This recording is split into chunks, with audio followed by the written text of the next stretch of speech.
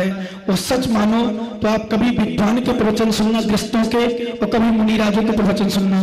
बहुत सारे ग्रस्त 10 लक्षण जब आप लोग बुलाते हो पंडितों को, विद्वानों को, उस समय प्रवचन सुनना और कोई मुनिराज के प्रवचन सुनना। अभी आप पंडित जी के प्रवचन सुनना और हमारे प्रवचन सुनना, विश्वास मानो। क्यों? क्योंकि एक जब प्रैक्टिकल में जीवन में उतरता है उसका प्रभाव ज्यादा पड़ता है। माँ संस्कारवान होती है तो बच्चों पर प्रभाव पड़ता है, और माँ स्वयं संस्कारवान ना हो तो बच्चों पर प्रभाव नहीं पड़ता। टीचर मात्र शिक्षा देते हैं, टीचर मात्र पढ़ाते हैं। एक बार का दृष्टांत छोटा सा आता है। एक मास्टर ने अपने बच्चों को पढ़ाया स्कूल में, बेटा बीड़ी सिगरेट नहीं पीना चाहिए। जी क्यों? बोले बेटा सिगरेट पीने से कैंसर होता है। जी गुरुजी नहीं पिएंगे। और जैसे बाहर स्कूल की आए, उन्होंने अपने जेब से एक सिगरेट निकाली, माचिस निकाली, पीने लगे। तो बच्चे ने देख लिया, बोले सर ये क्या कर रहे हो? बोले कुछ नहीं। बोले अभी अभी तो आपने पढ़ाया था कि सिगरेट पीने से क्या होता है, क्या होता है। जैसे एक माँ ने अपने बच्चे से कहा, बेटा तनिष रात में भोजन नहीं करना चाहिए। तो तनिष अक्षर दोनों ज्ञानी है, जयपुर के, ऐसे थोड़ी वैसल नगर के वो भी। बोले माँ क्यों? बोले बेटा जो रात में भोजन करता ना उसके बड़े बड़े सींग निकल आते, सींग। मम्मी नहीं खाएंगे, बड़ी अच्छी बात है। छोटा बच्चा झाक कर दिया उसने। तो एक दिन क्या हुआ, रात में पापा बॉम्बे से लेट आए। अब 10 बज गए और बेटा सो गया था। मम्मा ने तो रोटी बनाना शुरू की, तो वो उसकी नींद खुल गई। नींद खुली तो बोले आवाज आ रही, किसकी आवाज आ रही, क्या हो रहा? देखो तो बच्चे बड़े होशियार होते, ध्यान रखना, एक बार सभी लोग समझ जाए। बच्चों के सामने भले बच्चे सो जाएं फिर भी कोई गलत क्रिया ना करें, ध्यान रखें।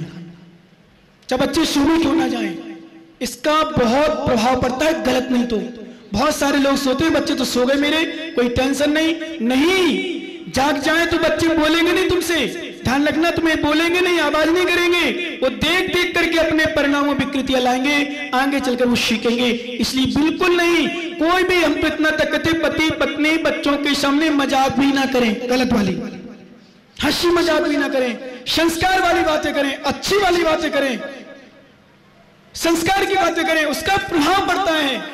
पति पत्नी को टीवी देखना है, बच्चे जागते रहे, बिल्कुल टीवी ना देखें, अलग से टीवी देखो, क्योंकि बच्चे भी वहीं बैठे, आप भी वहीं बैठे हो, कोई अलग सीन आ गया तो बताओ। मैं पूछना चाहता हूं कमल बच से, क्या टीवी बंद कर दोगे या बच्चों से कहोगे बेटा बाहर जाओ? यदि कहोगे तो वो स्वयं कह देगा, यदि होशियार होगा, चर्चे जैसे ज्ञानी, बोले पापा आप क्यों देख रहे हो? फिर बिल्कुल स्पष्ट कह देगा, जब गंदा सीन है तो आप क्यों देख रहे हो? इसलिए ध्यान रखना, बच्चों के सामने बिल्कुल भी ये नहीं करें।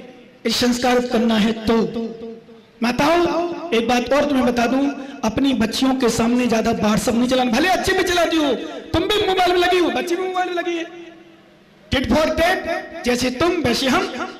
अब कैसे दौर होगा?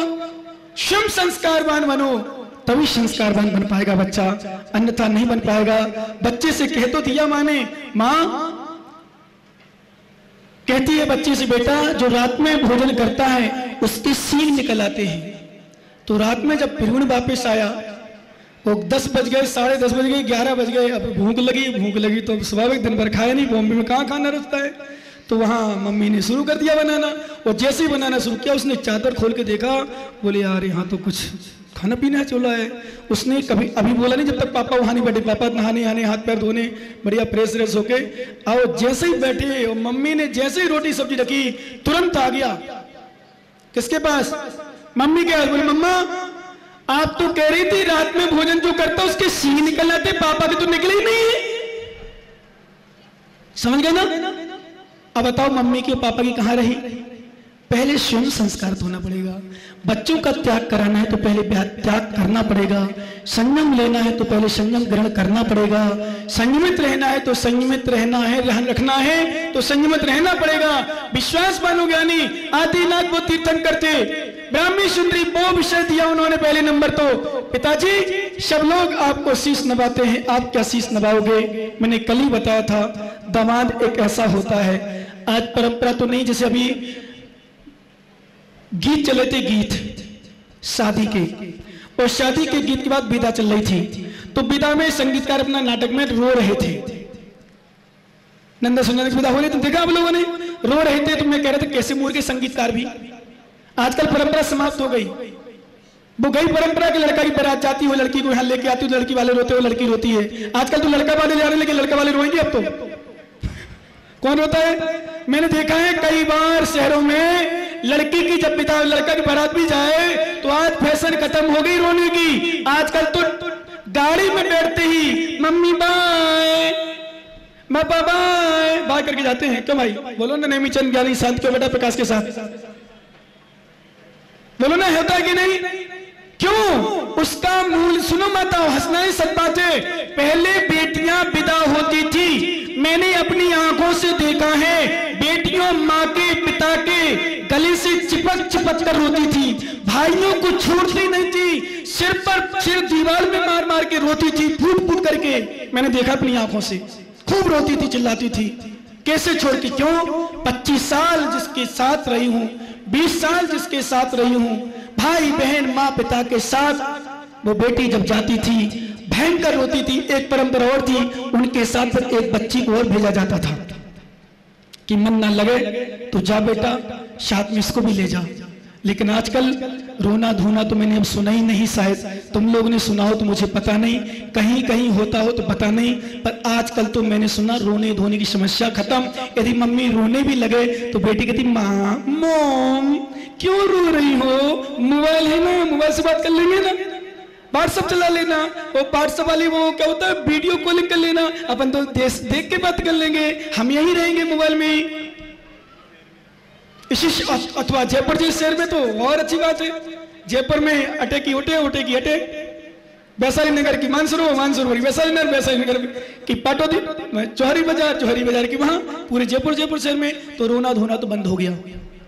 पर रो रहा तो मैंने सोचा ठीक है, परंपरा दिखा रहा है पुरानी, क्यों रोता? तो उसका मूल कारण था 20-22 साल तक जहां रही, उसका दूसरा कारण था पहले बेटियां माता पिता के बिछुड़ करके कहीं बाहर नहीं रहती थी। आजकल बेटियां 5 साल 10 साल 15 साल की उम्र के साथ बाहर चली जाती हैं। अब उनको माता पिता का एहसास ही नहीं है। जो बेटियां शादी करती ना किसके साथ भाग करके यहां वहां जाकर के, तो क्या होता? क्यों करती है? क्या कारण? उनको एहसास क्यों नहीं होता? क्या कारण है? उसका कारण यह है क्योंकि उसको माता पिता का प्रेम मिला ही नहीं। और जब माता पिता का प्रेम नहीं मिला तो वो करेगी क्या? रोना क्यों नहीं आता है? उसको दुख क्यों नहीं होता है माता पिता से बिछड़ते हैं? उसका मूल कारण, जो बेटियां अपनी माता पिता से मिलते थे, जो बेटियां अपनी माता पिता को बिछोड़ते नहीं थे, विश्वास मानो ज्ञानी, वो बेटियां माता पिता के बिछोड़ने पर रोती थी। आजकल 15 साल 16 साल से बाहर बेटियां अब बाहर पढ़ रही, 10 साल से बाहर रह रही, उसे एहसास नहीं है, उसे न छोड़ने का एहसास, न पिता का एहसास, न सासी के शादी का एहसास, किसी प्रकार का एहसास नहीं, और माता पिता का प्यार मिला ही नहीं, तो वो माता पिता का क्या ध्यान करेगी? करते नहीं है।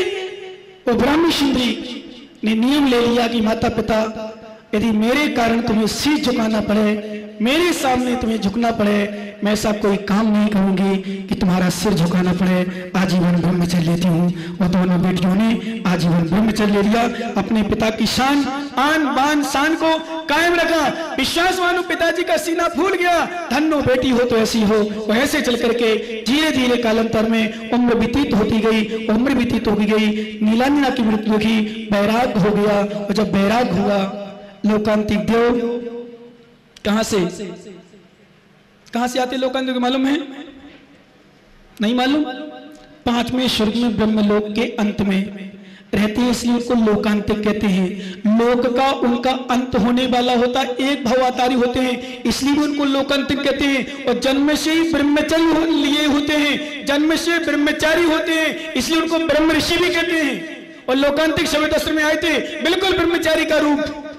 और मैंने शुरू में बताया था, ब्रह्मचारी वो ब्रह्म ऋषि लोकांतिक कभी भी यहां वहां नहीं भटकते।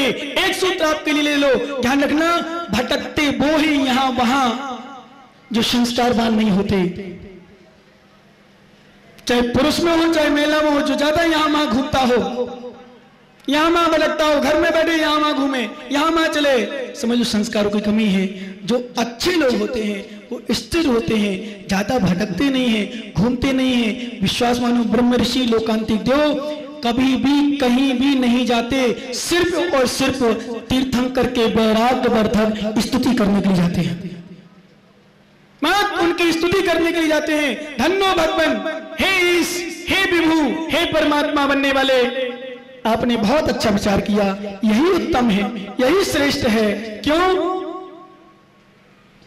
क्योंकि संयम एक गीत है गाने के लिए, संयम एक गीत है गाने के लिए, और संयम एक फूल है सजाने के लिए। और संयम को तुम समझती ही क्या हो बंधुओं? संयम एक सीढ़ी है मोक्ष जाने के लिए। संयम के बिना मोक्ष तीर्थंकर क्यों ना हो। आचार्य भगवान कुंद कुंद स्वामी ने स्पष्ट लिखा, लभी सिंचाई बत धरो जिन सासने जैव तिथरो लगो ही मुख मको शेषा मग्या सपे। यद्यपि सौदर मैंने समझता था तीर्थंकर नियम से चलेंगे, क्योंकि तीर्थंकर को नियम से मोक्ष जाना ही है, ये नियम है, मोक्ष जाना ही उनके। लेकिन फिर भी क्यों उन्होंने वैराग्य वर्धक नृत्य लगाया, नृत्य रचाया, नीलांजन क्यों उपस्थित किया? क्योंकि बहुत समय व्यतीत हो गया, पहले तीर्थंकर हैं, कर्म भूमियां प्रारंभ हो गई, धर्म कैसे प्रवर्तक होगा, धर्म की कैसे प्रभावना होगी, धर्म को लोग कैसे समझेंगे, इस दृष्टिकोण करके ध्यान रखना। तीर्थंकर भी क्यों ना हो, रवि सिंचाई मत धरो जिन शासन जीवित धरो, जिन शासन में तीर्थंकर भी क्यों ना हो। वस्त्रधारी की सिद्धि नहीं होती, लगो ही मुख मग्गो, नग्नता ही मोक्ष मार्ग है, शेषा उमज्ञा सभ्य, शेष उन्मार्ग है। ऐसा हमारे आचार्य भगवान कुंद कुंद स्वामी ने कहा। चाहे एलक हो, चाहे चुल्लक हो, चाहे आरका माता जी कितनी भी साधना कर ले, मैंने शाम को कल बताया था, हजारों लाखों वर्ष पूर्व, हजारों लाखों वर्ष की साधना हो माता जी की, लाखों करोड़ों वर्ष की साधना हो, ध्यान रखना, और एक क्षण का कोई मुनिराज हो तो आरका माता ही मुनिराज के चरणों में झुकेगी। कितने लाखों करोड़ों वर्षों की पूर्व आरका हो, एक महाराज मुनिराज एक क्षण पूर्व के हो, विश्वास मानो नमोस्तु, आरका माता ही करेगी, मुनिराज नहीं करेंगे। मुनिराज को धर्म वृद्धि रस्तु समाधि रस्तु का आशीर्वाद ही देंगे। ध्यान देना, ऐसे मुनिराज आरका कितनी भी साधना कर ले, कितना भी त्याग कर ले, कितनी भी तपस्या कर ले, फिर भी पुण्य कर्मों का क्षय नहीं कर पाती, जितना कि मुनिराज एक क्षण ध्यान के माध्यम से जो निर्जरा कर लेते हैं वो आरका नहीं कर पाती, क्योंकि मुनिराज का 6वां 7वां से लेकर 13वां और 14वां गुरुस्थान तक पहुंच जाता है। पर आरका माता जी कितनी भी साधना, कितना भी त्याग कर दें, यहाँ तक कि भगवती आराधना ग्रंथ में लिखा, अंतिम समय मतलब समाधि के समय वस्त्र आदि त्याग भी कर दें।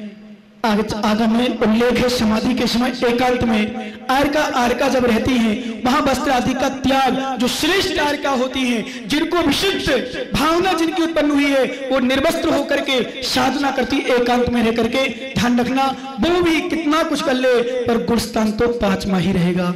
एलक जी कितने भी लंगोट उतार के रख दे, 4 अंगुल की लंगोट भी उनके गुणस्थान को रोके रखती है, और उतार के रख भी दे, जब तक मुनियों के संस्कार नहीं होंगे तब तक कुछ होने वाला नहीं है। क्योंकि मुनि एक वो चीज होती है, ध्यान रखना, जो शुद्धोपयोग में लीन। इसलिए भगवान तीर्थंकर ने सोचा, गृहस्थ अवस्था मेरा कुछ नहीं होने वाला, मुझे संयम ग्रहण ही करना पड़ेगा, बिना संयम की मुक्ति नहीं मिलेगी। और बस वैराग हुआ, और ऐसा वैराग हुआ, भरत बाहुबली को राज दे दिया, और राज देने के बाद दीक्षा ग्रहण करने के लिए तैयार हो गए। और कैसे तैयार होते हैं, क्या होता है, इसका मुरम्बिस आपके सामने अभी दिखलाया जाएगा।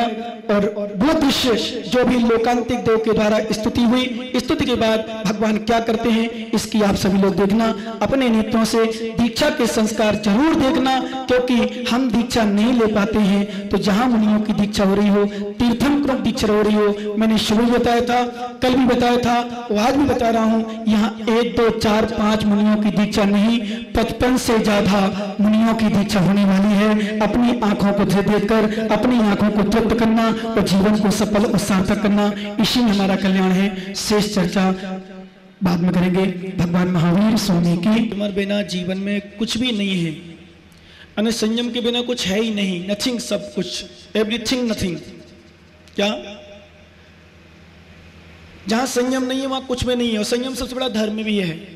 हमारे आचार्य ने कहा सबसे बड़ा धर्म यदि तो संयम है, चारित्र है, चारित्रम खलु धम्मो, ये ज्ञानियों बातें नहीं करना। चारित्रम खलु धम्मो, चारित्र सबसे बड़ा धर्म है, संयम सबसे बड़ा धर्म है। और जहाँ संयम नहीं है, असंयम है, जीवन में कुछ भी नहीं है। हमारे आचार्य ने इतना तक कहा कि संयम के अभाव में पशु तुल्य है, बिना सींग पूंछ का मनुष्य है, वो पशु है। बस अंतर पशु के सींग पूंछ होती है, वो आपके सींग पूंछ नहीं है पर मूछ है, पर मूछ भी अब चली गई। इसका मतलब बहुत अच्छा दोनों, क्या बात भाई। देखो किसी की मूछ नहीं बची आजकल, मूछ रखना चाहिए, मर्दों की पहचान भी है, ध्यान रखना। क्यों भाई, ये थोड़ी कहेंगे छाड़वा जी, मूछ मर्दों की पहचान बना दी बड़े बड़े लोगों ने, ध्यान रखना। ये मूछ वैसे हम लोग सुनते थे जब छोटे थे, जब छोटी छोटी मूछें आई थी तो सुनते थे कि जब पिताजी की मृत्यु हो जाती थी उसके बाद मूछ मुड़ती थी। अब मुझे पता नहीं क्या स्थिति सही क्या है, अभी भी वही है शायद स्थिति। पर लोग छोटे छोटे बच्चे, छोटे छोटे युवा आजकल पिताजी के रहते हुए, जैसे माताओं ने फैशन में क्या कर दिया, बिछोही उतार दी, पायल उतार दी, सिंदूर भरना तो लगभग लगभग यस कमल ज्ञानी भरती है कि नहीं भरती, कभी कभी रोज भराया करो, डिब्बी ले आना। नहीं तो मैंने मालूम, मैं भीलवाड़ा में चतुर्मास था, बड़े बड़े लोग थे, और बड़े बड़े लोग तो वैसे भी यहाँ भी हैं, पर वहाँ भी बड़े बड़े लोग थे, अच्छी अच्छी पार्टी थी। तो अच्छी अच्छी पार्टी वाले ही करते हैं, छोटे छोटे तो फिर भी कर लेते हैं भाई अपना, जिससे हमारा सिंदूर चल रहा, हमारा सौभाग्य चल रहा, जिससे हमारा सुहाग चल रहा, वो ही समाप्त हो जाए तो मतलब नहीं। ध्यान रखना माताओं, अपनी फैशन में इतना मत बिगाड़ना कि अपना जो सौभाग्य है, अपना सुहाग है, वो भी नष्ट कर दो। बहुत सारे फैशन में बन गई है, बड़े बड़े लोग जो हीरो हीरोइन होते हैं, खिलाड़ी होते हैं, उनका कोई चारित्र नहीं होता, कोई विशेष रूप से ठिकाना नहीं होता। इसलिए ध्यान रखना, उन्होंने सब उतार दिए, वो यही कारण उनको देख देख करके आपकी बात बन गई, आप बन गई तो कुछ लगता ही नहीं कि भाई ठीक है सिंदूर भरा कि नहीं, इसको लोग पता ही नहीं भरा कि नहीं भरा। वही पता, बताओ अपनी पत्नी का सिंदूर नहीं देखता कि पत्नी का सिंदूर है कि नहीं, बिछोही देखना बिछोही कि नहीं। मैंने तो भीलवाड़ा में कहा था, जितने लोग हैं बड़े बड़े लोग, 25 रुपए की डिब्बी, उस समय 10 रुपए का बोलता था, मैं 25 हो गया होंगे, 15 बढ़ गए होंगे, 25 रुपए की डिब्बी लेकर के अपनी अपनी पत्नियों को देना, और पहले नंबर अपने हाथ से भरना आप, और कहना देवी अभी मैं जिंदा हूं। क्या बोलना, थोड़ा सा हल्का सा कटु जरूर लग रहा होगा, हल्का सा, थोड़ा सा जो नहीं भरती उनके लिए। क्यों माता, सही है ना।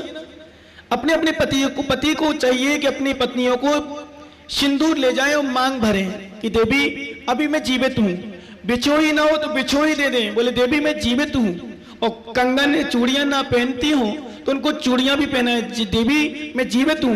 क्योंकि चूड़ियां तब उतारी, जब कभी कभी आपने कोई पिक्चर देखी हो, कोई हीरो या कोई व्यक्ति या कोई पति मर गया तो पत्नी रो रो के चूड़ियां फोड़ लेती है, ध्यान दिया हो शायद आपने। क्यों चूड़ियां फोड़ती है, सौभाग्य रहित हो गई, चूड़ियां आप काम की नहीं। सिंदूर नहीं भरती क्योंकि सौभाग्य रहित हो गई, बिछोही नहीं पहनती क्योंकि सौभाग्य रहित हो गई। पहचानी पति के साथ की पत्नी की विशेषता पहचान है, सिंदूर लगाना, चूड़ियां पहनना, बिछोही पहनना, और बाकी तो आपका विषय, क्या क्या गौर कर सकते हो।